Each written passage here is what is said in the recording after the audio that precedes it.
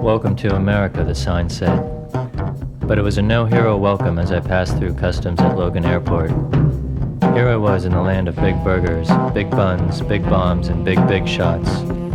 The land of big business and big bucks.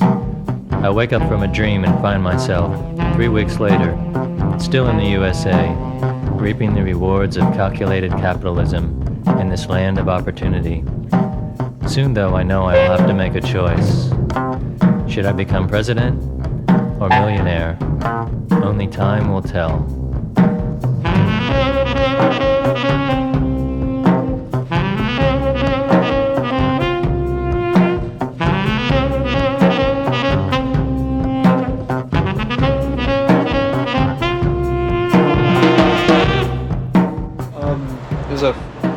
My friend Brandon, we talk about a lot. It's really crazy because he's only 19 and he's now working as a bartender in this kind of like this church social club. It's for members only, for like members of a Ukrainian Catholic church, and he's a bartender. Okay, and basically his job is to serve pitchers to 60-ish old men who have lived the peak in their lives, and they keep asking him, well, what do you want to do? And it seems like a scary and redundant question, because you could say what you want, but then it's almost like, that sums up your life, and what else do you have to prove? So I don't know. I mean, I consider myself a creative person, and I would do things that mold, but I think it's almost redundant to say that, I'm going to be a musician, I'm going to be an artist, or I'm going to be a performance artist, or I'm going to be, dead before I'm 25. Or I was trying to get a job at a motel, and it's like a position as a night desk clerk, and what I'd be required to do is just sit there for 11 p.m. to 7 a.m. Basically letting people in, and they pay me to drink coffee if I get the job, which of course would be a dream. They're talking about how basically American culture has demystified itself so that everyone can be hip simply because it's a mass market tool. Therefore, no one can be. And so the only choice is to be anti-hip. And since we're inflicting that on the rest of the world without appreciating other countries' perspective and culture, we've already ditched ourselves, and now we're just going through the motions of our own boredom. I drank about 10, 12 cups of coffee, and I tried to get to sleep, and I wound up dreaming about trying to dream, and I couldn't, and I've had very little sleep, and I think that's a big thing with, I'm not going to say my generation, but just people like me are just getting very restless about being stuck here, just being stuck in a cultural gap, and we can't go anywhere. Nothing's happening, and so we have to just keep staying awake and searching for answers. So I don't really have a dream.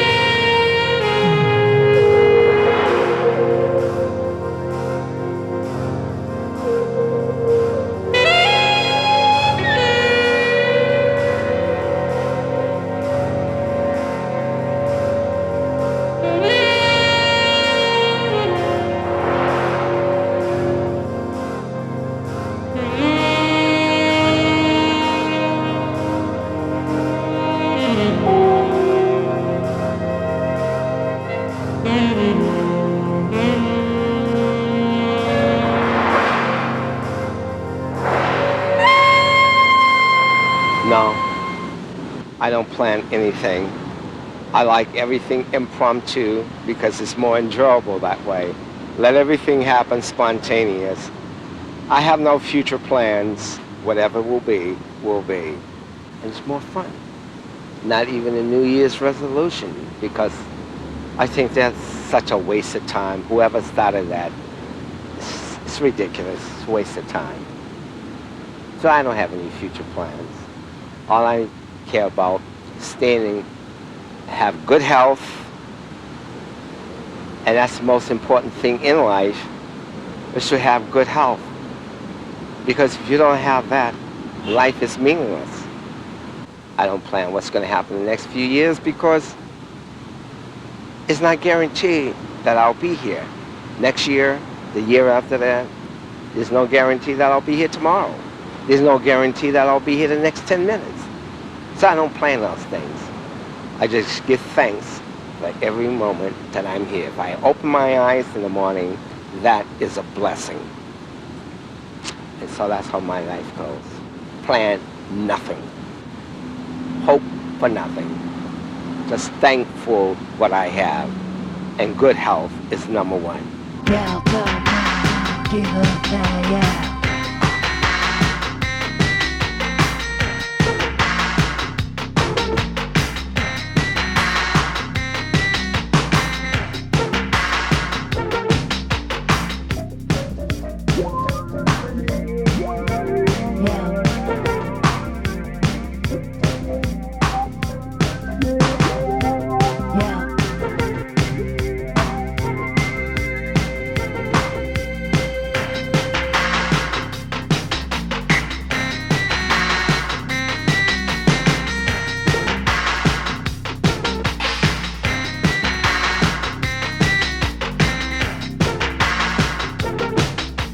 Now work is kind of slowed down right now in that area, and it's getting pretty hectic down there right now with the Haitian problem and Cuban and Puerto Rican problem. It's getting very difficult to, I don't want to say, it's just a problem finding work sometimes. Too many people coming in where there's they have more people than jobs. Because I don't want the one-day jobs. I want something steady, something where I know I'm going to have a paycheck coming every week, and I can look forward to knowing that I'm going to be working. Right now, I'm technically what you call homeless. I'm not really, but as far as what they call homeless, I am. But that will solve if I get one of these full-time jobs. Yeah, I was a teenager in the 50s, and we all had that idea that we were going to wind up being wealthy, healthy, wealthy, and wise. And people that made it, they found that dream, but a lot of them didn't. I'm in my 50s now, and I know I can show you a lot of people in their 40s and 50s that were supposedly raised in that 50 and 60 era, where they were going to have this great American dream come true, and it didn't come that way.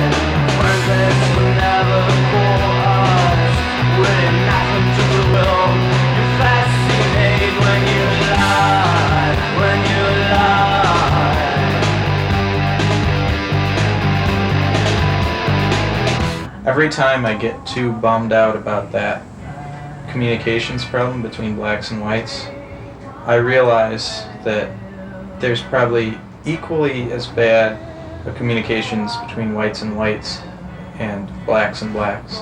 Nobody's communicating that much. How do you communicate with people that watch a lot of TV that's generated by large companies? You can't easily influence people. We grew up on television, but it was a much different kind of television than it is. Japanese cartoons. I mean, it was a different culture. Like they try to put intelligence into the television, at least for some of the programs that we have. We were Now like, it's just like now it's crap. in your face, lots of You see hordes of kids that are 16 and 17 that look identical. Absolutely identical. You can't tell them apart. Baggy pants, baggy t-shirt. They're giant tennis shoes. Yeah. It's like individuality's just kind of gotten lost.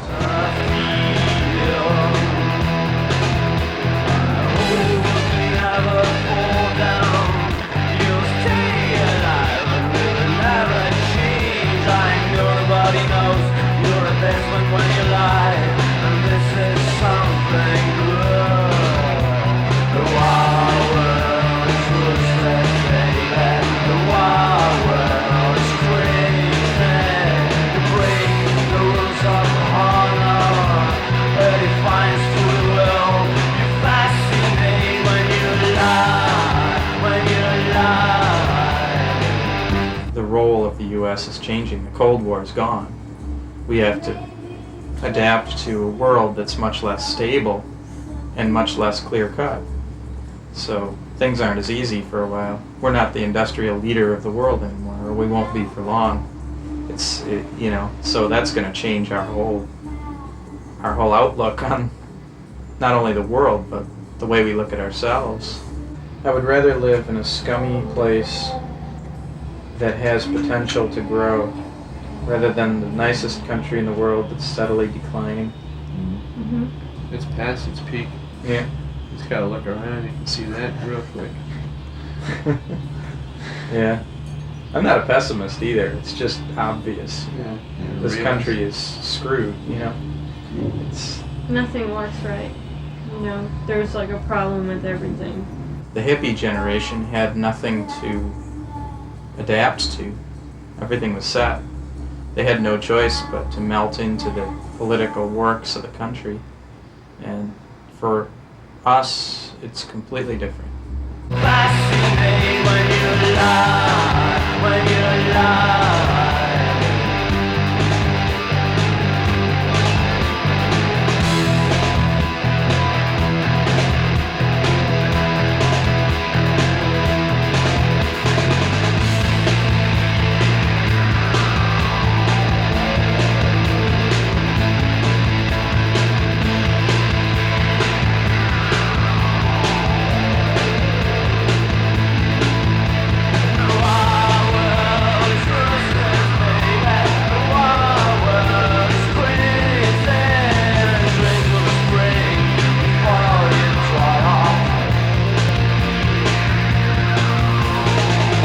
There's a general lack of ambition, but I think anybody still who has any ambition or any drive, you know, is halfway intelligent, can do whatever they want. I mean, you have that freedom to do whatever you want, Yeah. and nobody's gonna mess with you. As long as you pay taxes. Yeah, as long as you pay your taxes, you can pretty much do whatever you want, say whatever you want, go where the hell ever you want, and the hell with anybody else. It's the freedom.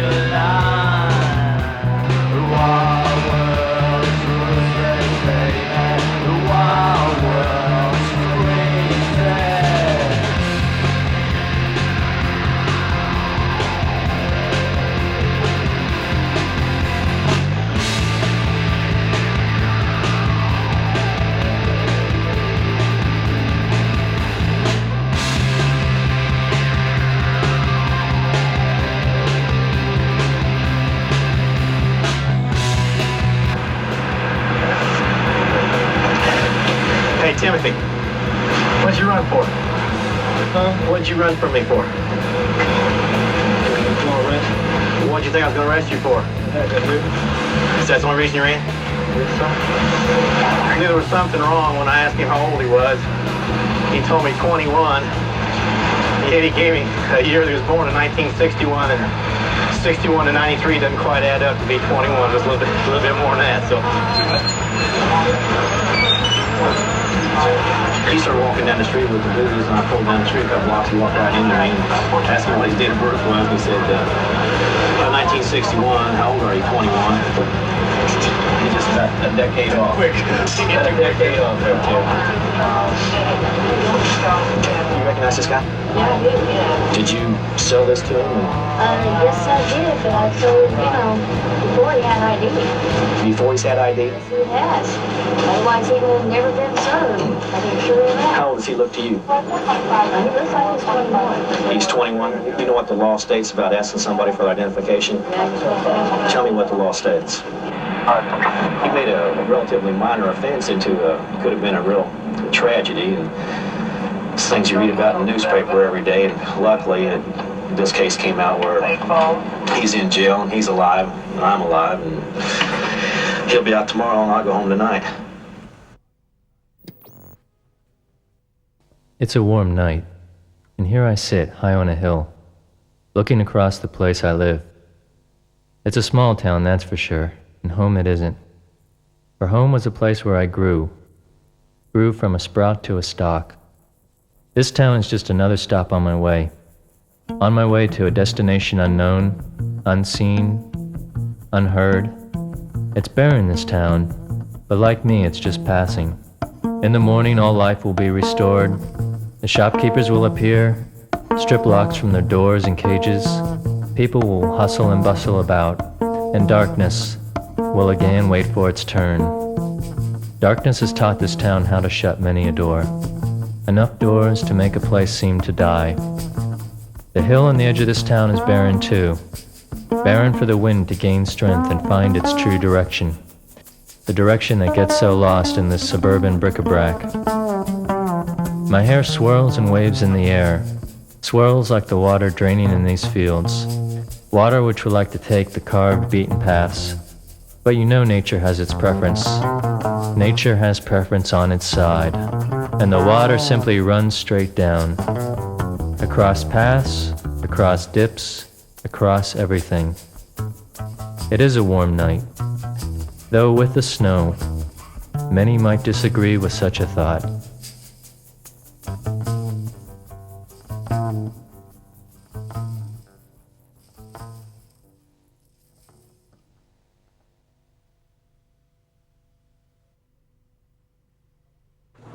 They took all the older people from the Smithsonian, from Pawnee to the Smithsonian Institute to take all the knowledge from them.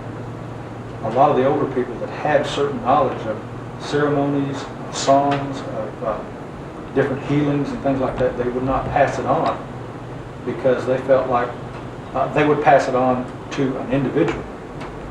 They wouldn't pass it on to a particular science or something like that because they felt like they might misuse it. We know that's special inward. Nobody has to tell us that this is something I want you to have, this is something I want you to carry on, this is something I don't want you to give to anybody unless you feel like they're worthy of carrying it on in the right way. Sometimes I wish that I was living back in Pawnee to learn all that stuff that some of the other kids learn, processes they were. But they still have classes that we can go to, the older people teach certain things like that to us. The languages and different ceremonies and things that we can carry on. Because they know that one day it'll actually be gone. We actually live in two worlds. When I grew up in high school, with like about 1,600 students in it. And that's only like the 10th, 11th, and 12th grade here in the States. And in that particular number of people, there were only like 8 to 10, maybe 12 Native Americans in it. And maybe there were 30 blacks in that school. All the rest of them were Caucasian and white. So you grow up in that atmosphere and you just accept yourself and they accept you, as being just part of the group.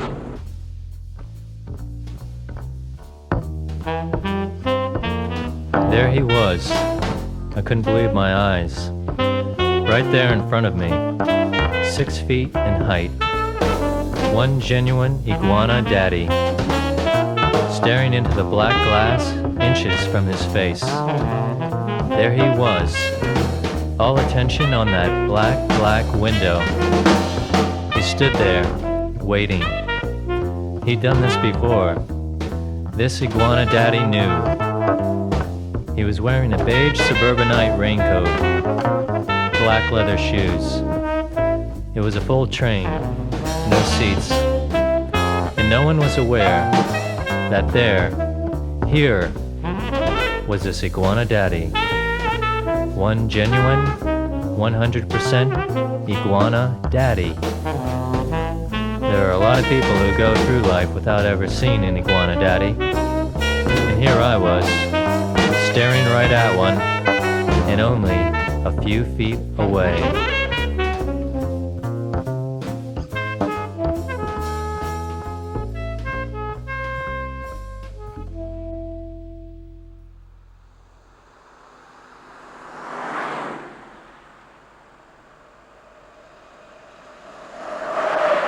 Right now, they still have places we can't go into. Like, I go to some places where you go, I can't go with you. And it's gonna be, you know, yeah. If you name Gidry, and you white, and I'm Gidry, I come from your plantation. I carry your name. You see? Yeah. You see what I'm saying? You had the plantation, and I came from there. So you say, well, they all Gidry. That's my slave. That's my name. They carry my name. So that's how that's how it goes. The boss, the slave, he might have sex with the black lady and have children. Well, and that's his son or that's his daughter from her, and they grow and grow. They just keep going. Say, that's my daddy. No, yes. You know, white blood mixed. Yeah. We're not pure African. We Afro-American, you know. Because we mix. We have more white blood than the regular. Africa have one type of blood, we have mixed blood. We have blood white and mixed. You find with us, mixed or white, you know. But they get along with us. Yeah. We eat the same plate, same food, we talk these things. So we get along. Yeah. We go together because they are in, you know what I mean, with us. We raced together, we slept together, we played together, we went to school together. So they grew up. You can't tell him, don't go see him, go say, hey, what's wrong with you? That's my friend. We grew up together. They have an area, I can take you in the black area, they got big, beautiful homes. Black, beautiful mansions, doctors, lawyers, and businessmen, engineers. They have blacks, beautiful places. Mansions, you know, black. But that's that class in that area. But I go in that area, they don't look at me. I started in '89. No support from no city, no government, or nothing, just by faith. They're beginning to recognize what I do. I'm there 24 hours, right? You call me anytime and somebody need help, or they knock at that door, I get up. I'm the only one in the city of Lafayette. The rest of them are big mints, big shelter. 5 o'clock, if you're not in, bro. That's it. I may not have much, but I have a roof where they could go on. Yeah.